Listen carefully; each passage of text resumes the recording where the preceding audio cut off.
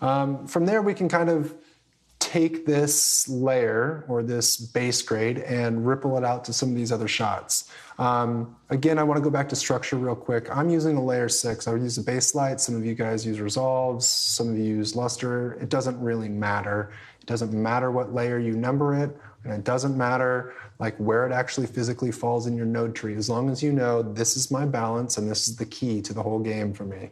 I'm going to build looks on top of that. If my looks are starting to deteriorate, I need to be able to go underneath them sometimes. And so I just chose layer 6 because that means I have 5 layers underneath to work, and I've got a bunch of layers on top of that. So I might pull some shadow keys, I might pull some highlight keys, and my personal preference is to do it underneath my balance grade sometimes. So that was a personal preference. It's up to you how you want to organize those stacks, but just know that organization is going to make this so much easier for you. I've come up through a couple of different companies that have a large roster of colorists, and being able to pass off a grade from one person to the next is imperative. And I have to be able to trust that somebody can pick up my work and interpret what I've done and then build on top of that. If you know where your base grade is and how it relates to the other layers or nodes in your stacks, you're going to be a much more successful colorist. So here we are, I'm just going to paste it on.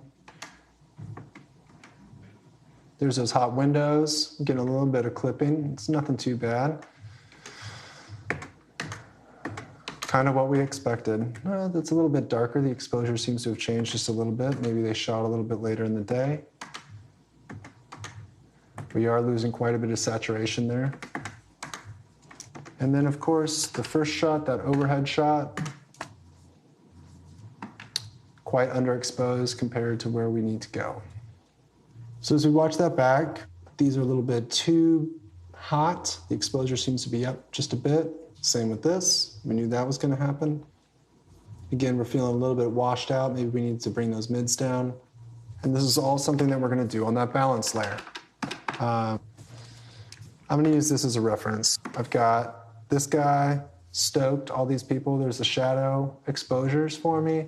I've got her exposure on the front. I've got some light exposure in the back, and I can see that this is getting a little bit dark down here.